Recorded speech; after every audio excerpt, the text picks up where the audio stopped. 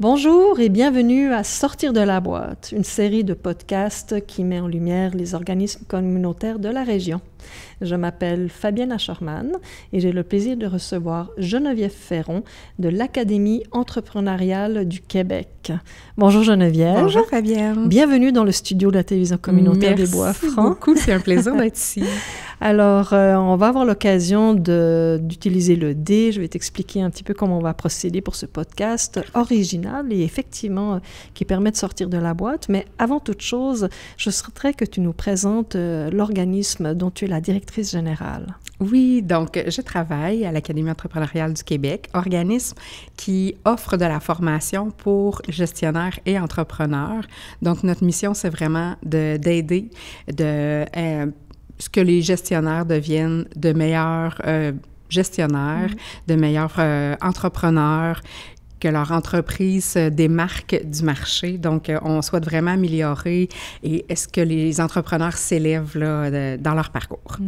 Donc, ils ont la possibilité d'améliorer certaines de leurs compétences ou de relever certains défis bien accompagnés. Oui, exactement. Donc, c'est un programme de formation qui est complet. C'est sur une année et c'est différents modules. On a 10 modules de formation et on a un volet qui est pour les entrepreneurs et on a également un volet qui est pour les gestionnaires d'organismes communautaires, donc pour les directions, pour les coordinations. Donc, on a ce volet-là également là, qui permet là, de se développer en tant que direction d'OBNL. Oui. Est-ce que c'est deux fonctionnements différents? Est-ce qu'il y a certains sujets qui se rejoignent entre les entrepreneurs, donc les personnes qui gèrent leur propre entreprise, parce que là, ce n'est pas des OBNL, c'est des organismes, c'est des entreprises à but lucratif, mais les organisations, les associations communautaires à but non lucratif, est-ce qu'il y a des sujets qui se rejoignent et d'autres qui sont complètement différents? Quand on a parti ce petit projet. C'est pas un petit projet, c'était un gros projet. Oui. Donc, quand on a parti ce projet-là pour les organismes communautaires, on s'est vraiment assuré d'avoir un programme qui convenait vraiment aux organismes communautaires. Donc, on s'est associé avec les 2 CDC de la région pour s'assurer d'avoir un programme qui répondait vraiment aux attentes. La majorité de nos formations sont restées les mêmes parce que de la gestion de personnel, de la gestion du temps, du droit du travail, ça reste la même chose. Il y a quelques formations qui ont été différentes. On a ajouté de la gouvernance pour les organismes communautaires. Il y a de la gestion financière qui a été modifiée un peu pour de la gestion budgétaire. Donc, c'est vraiment là, les 2 gros points là, qui ont été changés là, pour le milieu communautaire. Très intéressant. Combien d'années... Depuis quand existe l'Académie entrepreneuriale du Québec? Donc, l'Académie existe depuis 2016. Donc, on va fêter nos 10 ans l'an prochain. Oui. Donc, c'est déjà plus de 200 académiciens qui sont passés par les portes de l'Académie. Et puis, nous en sommes rendus à 17 cohortes. Donc, 3 du milieu communautaire et 14 du milieu entrepreneurial. Malgré que dans les débuts, avant qu'il y ait le programme pour les OBNL, qui est parti en 2021, il y avait aussi des organismes qui étaient passés par le parcours régulier avec les entrepreneurs. Oui, d'accord. Donc, c'est après que c'est devenu distinct. Oui, on s'est rendu compte qu'il y avait peut-être des finesses. Oui, exactement. Des besoins particuliers pour le milieu communautaire. Oui, c'est bien. Alors, Geneviève, on va se lancer dans le cœur de ce podcast. Tu as ici un dé.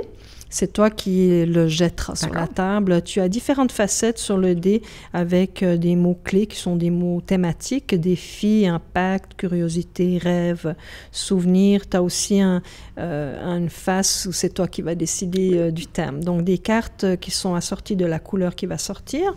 Tu pigeras la carte qui t'intéresse et puis moi, je te lirai la question et tu pourras prendre le temps d'y répondre. Parfait, alors, excellent. C'est un départ. C'est un départ. Curiosité.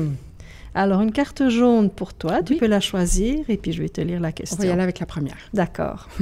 Alors, Geneviève, qu'est-ce que les gens seraient surpris d'apprendre sur les résultats concrets de vos actions? Qu'est-ce que les gens seraient surpris d'apprendre sur les résultats concrets de vos actions? Est-ce qu'il y a quelque chose qui nous surprendrait?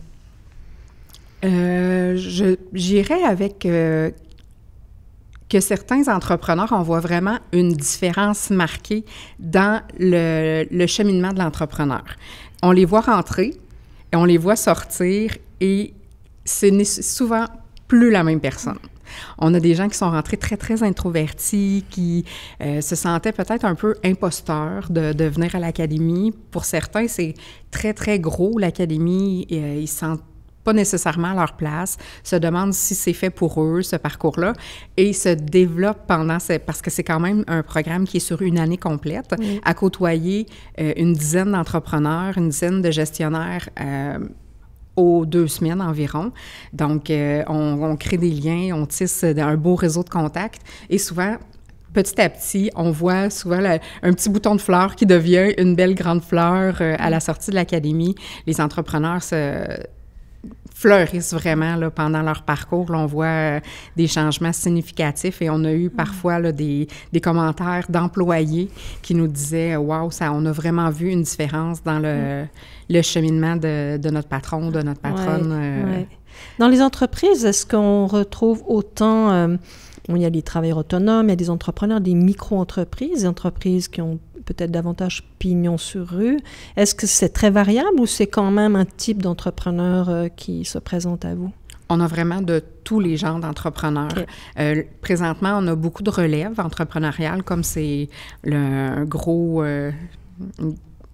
défi dans la région, puis à travers la province aussi, à travers le Québec, pour les prochaines années. Donc, on a beaucoup de gens en relève entrepreneuriale, beaucoup de relève familiale qui sont présents à l'académie. On a des micro-entreprises qui ont commencé tout petits, qui se développent.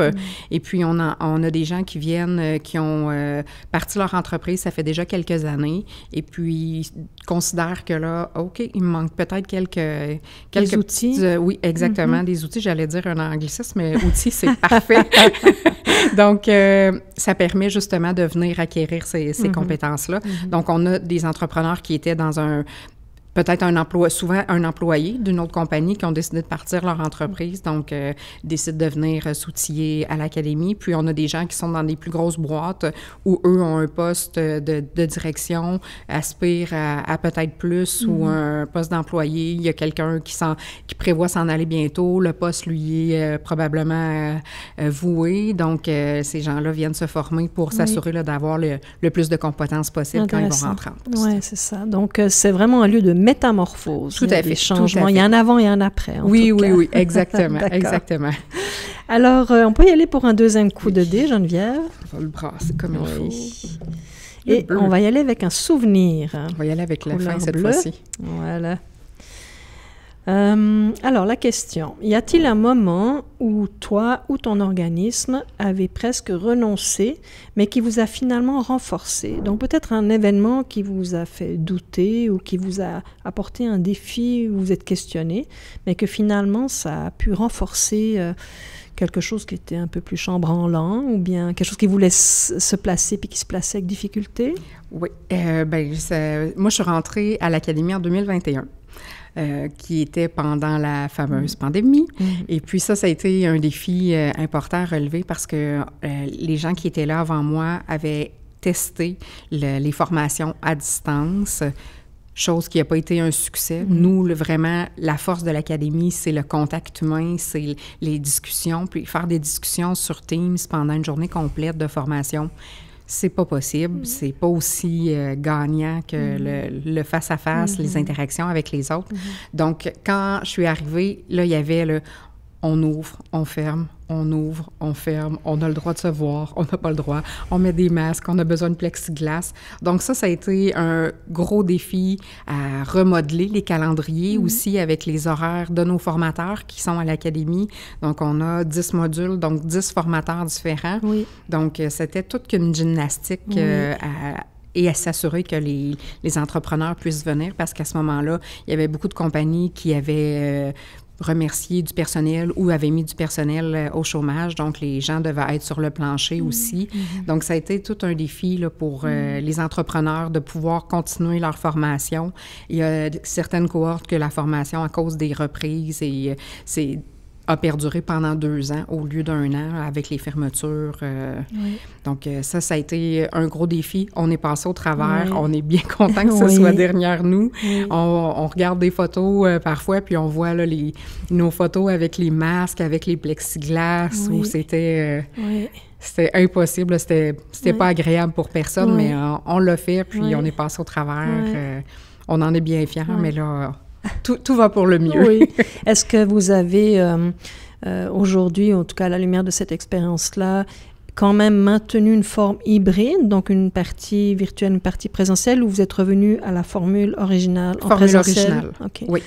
Par rapport au virtuel, au présentiel, on entend facilement dire, je l'entends dire et puis je l'ai vécu aussi pour avoir fait des choses en virtuel et en présentiel, qu'il y a quand même quelque chose en présentiel qu'on ne retrouve pas en virtuel. Quel est ton point de vue à ce sujet et qu'est-ce qui fait en sorte que le présentiel semble être beaucoup plus attractif ou amener quelque chose que le virtuel n'offre pas? C'est quoi selon toi? Il y a effectivement une très grande différence entre le virtuel et le présentiel. Donc nous, comme je le mentionnais, c'est vraiment les échanges qui sont très bénéfiques pour les formateurs, pour les étudiants aussi, parce que ça crée des échanges qu'on ne peut pas avoir en virtuel parce qu'on doit lever la main, on doit attendre notre tour. Si les gens parlent en même temps, ça devient l'enfer.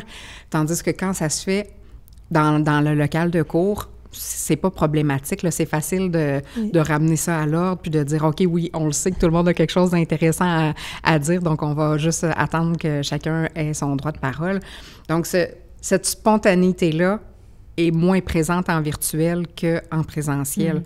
Puis il reste que le contact humain, si aujourd'hui on faisait l'entrevue de façon virtuelle, ça serait pas la même chose, on dégage pas la même énergie. Puis c'est la même chose au niveau des formateurs. Pour eux, c'est facile de donner une formation en virtuel. C'est plate, mais c'est quand même facile. Eux vont donner leur cours, puis souvent les gens vont justement s'abstenir de poser des questions parce que ça devient complexe.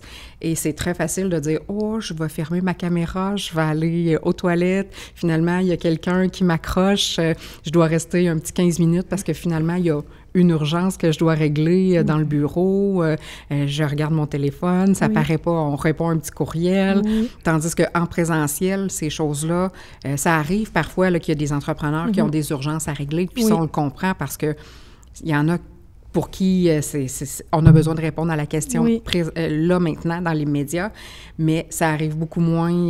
Les gens sont là pour le contact, les échanges. Sur l'heure du dîner aussi, c'est la partie qui est non officielle, mais qui est extrêmement importante, les pauses à côté de la machine à café où on discute de tout et de rien, de comment ça se passe dans la business, mais autant dans le côté personnel. Fait que c'est là que ça crée toute la dynamique là, à l'Académie, qui crée la petite magie là, qui se passe là, quand les gens viennent à l'Académie. Oui.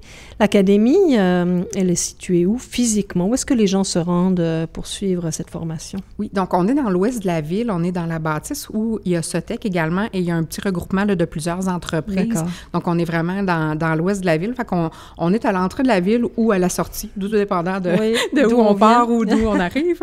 Et puis, on a des gens qui viennent de l'extérieur aussi. On a des gens qui viennent de la région de Bécancour, de Trois-Rivières, de Drummondville. Fait que c'est une belle facilité là, de se présenter là, à l'Académie. On a des super locaux qui ont été faits sur mesure pour nous, très éclairés. On est vraiment très, très bien situés. Nos profs adorent venir donner de la formation à l'Académie. Oui. Donc, c'est facilitant de se rendre physiquement chez vous. Tout à fait. C'est un atout que de chercher une place de stationnement pendant quelques temps avant de se rendre. Là. Tout à fait. Oui. Alors, un autre coup de dé pour toi, Geneviève. Alors tu peux choisir une carte orange défi, une carte bleue souvenir, une carte jaune curiosité. On va y aller avec le rêve. Le rêve. Une carte verte. Allons-y avec une question en lien avec le rêve. Y a-t-il un projet que tu as toujours rêvé de lancer, ou vous avez toujours rêvé de lancer, mais que vous n'avez pas encore eu l'opportunité de réaliser? Est-ce qu'il y a quelque chose que vous avez envie, mais qui ne se réalise pas pour quelconque raison? On est présentement dans le développement d'un projet qui est avec tout ce qui est la relève entrepreneuriale, mais vraiment beaucoup plus spécifique. Donc, on est en train de développer ça, on est en train de le mettre sur pied parce qu'on le sait que justement, la relève entrepreneuriale, ça va être un gros défi pour les prochaines années. Il y a beaucoup d'entreprises à vendre, peu de relève. Pourquoi? Pourquoi selon toi? Je pense qu'il y a... Je vais retirer ce que j'ai dit. Il y a de la relève, mais les cédants, les personnes qui vendent leur entreprise, le font pas nécessairement encore de la bonne façon. Parce que les gens ne vont pas prendre le temps de réfléchir à leur avenir, à l'avenir de l'entreprise. Souvent, la personne qui va vendre veut vendre là maintenant. Mais une vente d'entreprise, ça se prépare.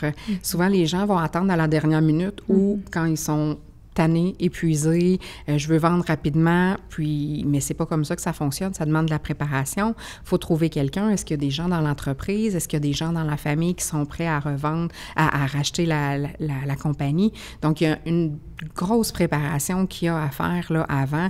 Les gens dans l'entreprise également aussi on doit les préparer à une vente d'entreprise parce qu'il y en a qui ont peur du changement, qui font, est-ce que ça va rester pareil? Je vais-tu garder ma job? Ça peut être très déstabilisant pour plusieurs. Donc, nous, on veut justement autant former les cédants que les repreneurs, puis pour les outiller le plus possible. Il y a des choses qui se font déjà dans la région, puis c'est des partenaires extraordinaires aussi pour nous. Puis justement, on s'est affilié avec eux là, pour mettre en place quelque chose qui va être bénéfique pour tous.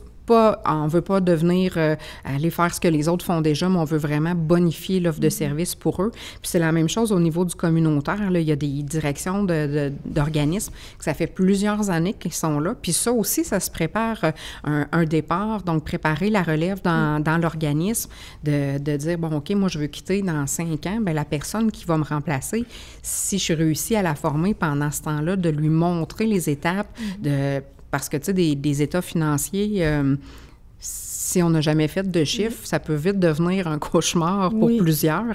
Donc, de préparer tout ce beau monde-là à la relève, puis que les gens, quand ils arrivent en poste, ou quand arrive le moment du rachat, tout le monde soit bien outillé puis que tout le monde soit bien prêt à prendre la relève. Donc ça, c'est notre petit projet là, qu'on travaille tranquillement là, à mettre en place pour... Parce que c'est vrai que votre académie, c'est des personnes qui soit aspirent, donc la relève, c'est comme tu as utilisé un terme que j'avais pas entendu, il y a les cédants, mais les reprenants. Reprenants, ça j'avais jamais entendu. Les reprenants, donc, ils sont en début de carrière ou en tout cas dans une carrière plutôt jeune et ils sont intéressés à reprendre. Mais les cédants, il y a aussi le fait que c'était une bonne partie de leur vie ou bien que l'entreprise, c'est un peu leur ADN. L'académie, vous ne vous occupez pas de ce volet-là, peut-être d'accompagnement des personnes cédantes, je vais dire. Nous, on aimerait d'avoir des espèces de discussions avec les cédants et les repreneurs parce qu'il y a de l'accompagnement qui se fait avec Destination Entreprise.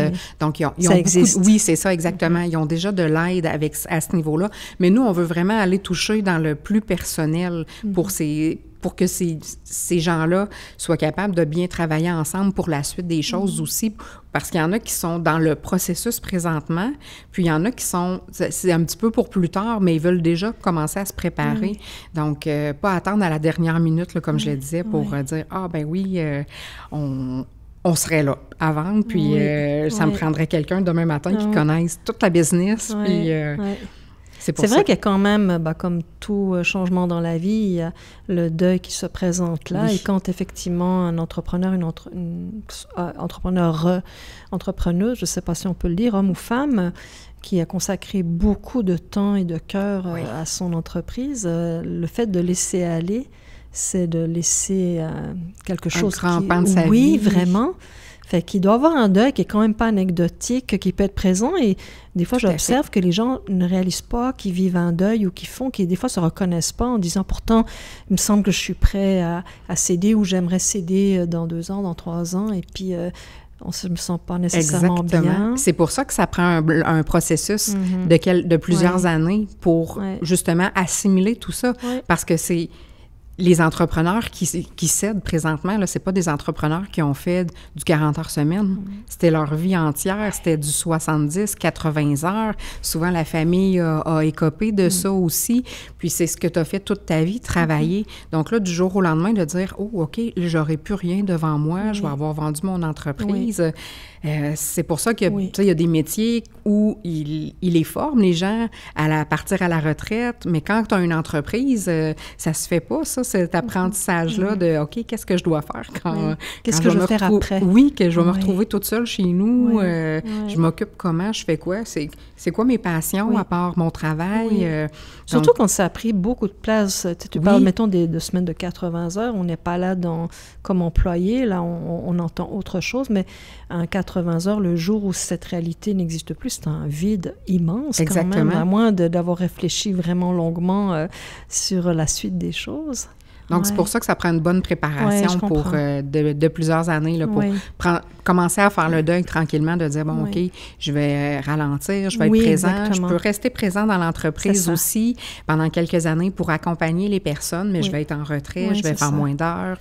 Une formule intéressante autant pour la personne qui reprend parce qu'elle est encore accompagnée, surtout sur le terrain, et la personne qui cède, elle n'est pas encore partie, donc il y a comme une vente qui se prépare, mais en étant de moins en moins présent, on ne quitte pas subitement ce 80 heures qui disparaît. Exactement, devenir un peu comme consultant dans l'entreprise. C'est bon. Oui, puis il y a l'histoire du mentorat peut-être aussi qui peut être très stimulant et nourrissant pour la personne, pour les deux finalement. Oui, tout à fait.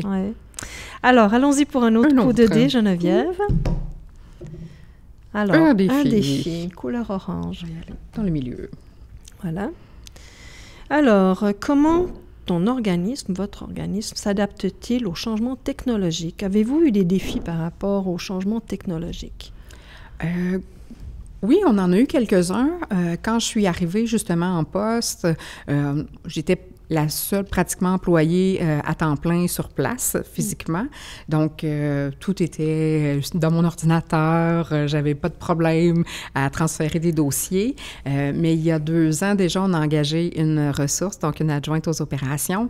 Et à ce moment-là, c'est devenu un peu plus complexe, où on a dû se tourner justement vers le petit côté technologique, où on a dû s'approprier le Microsoft 365.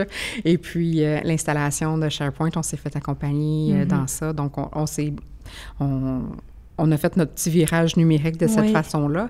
Et là, on est en train justement là, de réfléchir, comme un peu, on parlait tout à l'heure, là, d'avoir peut-être des parties un peu plus hybrides pour certaines formations, pour parfois justement être un peu plus accommodant pour des raisons de maladie. Des fois, un parent doit rester à la maison avec son enfant parce qu'il est malade, mais pourrait faire la formation à la maison. Donc, on est en train de regarder là, pour s'outiller, là, pour avoir un petit côté qui va être plus facilitant pour les gens qui auraient besoin de faire la formation à distance, mais pas la faire complètement, mais vraiment à des occasions très particulières. Je comprends, pour permettre le maintien du cursus régulier. Exactement. Mais d'accompagner, en tout cas d'offrir à des personnes qui vivent, parce qu'on en vit des situations imprévues dans nos vies, mais de pouvoir les accommoder pour maintenir leur présence. Exactement. C'est très intéressant, oui. Je pense que c'est peut-être un peu ça aussi que la crise sanitaire a amené, c'est de réfléchir qu'est-ce qu'on peut retirer de ça de positif. C'est sûr que il y a eu l'histoire du télétravail, des fois, il y a le retour au bureau qui a été difficile pour certains, peut-être les plus introvertis, je ne sais pas.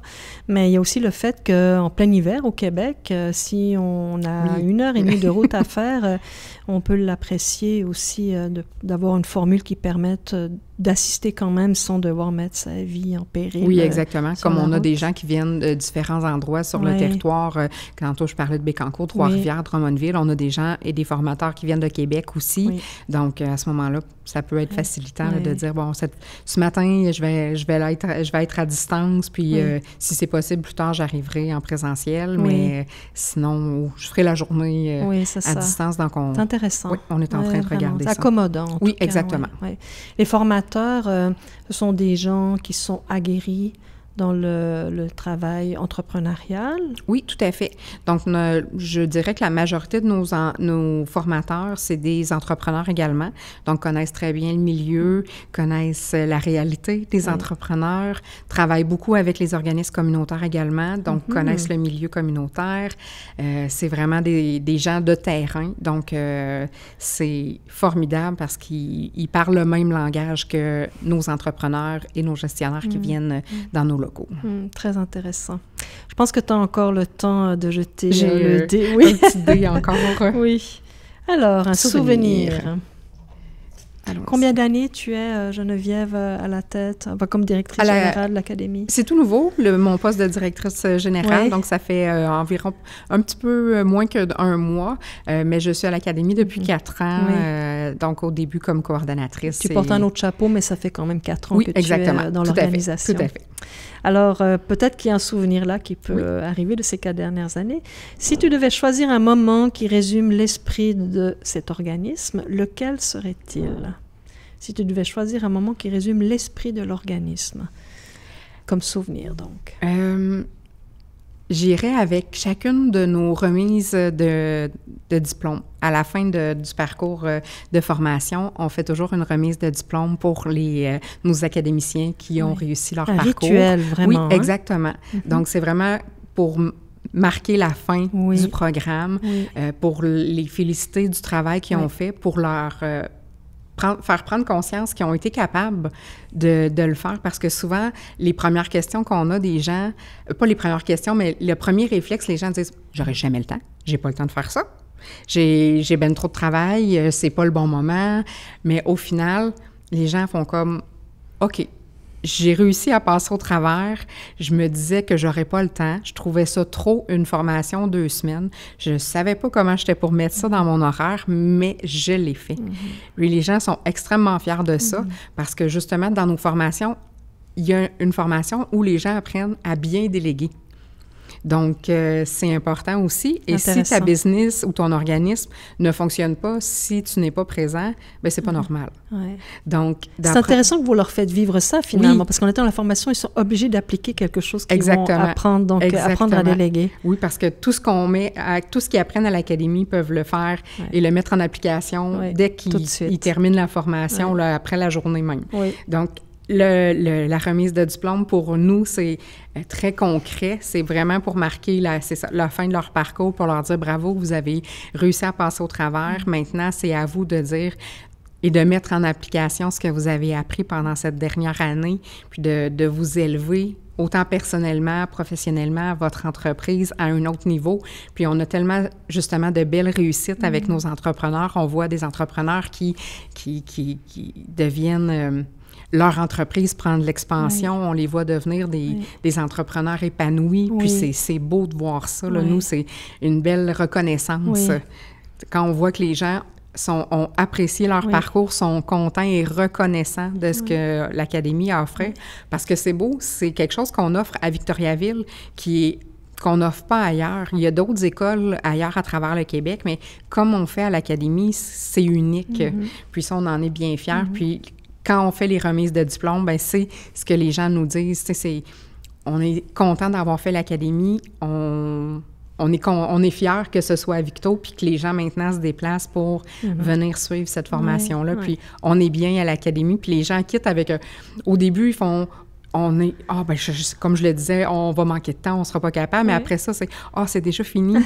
on est déjà rendu à la fin du parcours, c'est déjà notre dernière journée. Fait que les gens sont nostalgiques de quitter l'Académie, puis de dire « OK, j'en aurais pris encore. » Oui, tout à fait. Puis j'imagine que pour vous, pour l'équipe, les formateurs, de voir ces entreprises fleurir davantage, ça doit être extrêmement gratifiant aussi. Vraiment. De constater que vous pouvez faire la différence dans un cheminement entrepreneurial. Oui, exactement, parce que pour certains entrepreneurs, ça peut être extrêmement difficile, cette vie-là, puis de pouvoir les outiller dans tout ça pour qu'ils deviennent de meilleurs entrepreneurs et que ça peut les aider dans leur cheminement et à la survie de l'entreprise aussi, des fois, à l'occasion. Là, c'est vraiment une belle chance. Magnifique. C'est ce qui clôt magnifiquement cet entretien. Merci, Geneviève Ferron, pour ce moment de partage et de lancer de dés pour sortir de la boîte. Merci de toi, ta présence. Alors voilà, c'est ce qui conclut cet entretien avec Geneviève Ferron de l'Académie entrepreneuriale du Québec. Si vous avez apprécié la formule, n'hésitez pas à aller regarder les autres capsules, les autres podcasts qui ont été faits sous le thème « Sortir de la boîte ». Sur ce, je vous dis à la prochaine.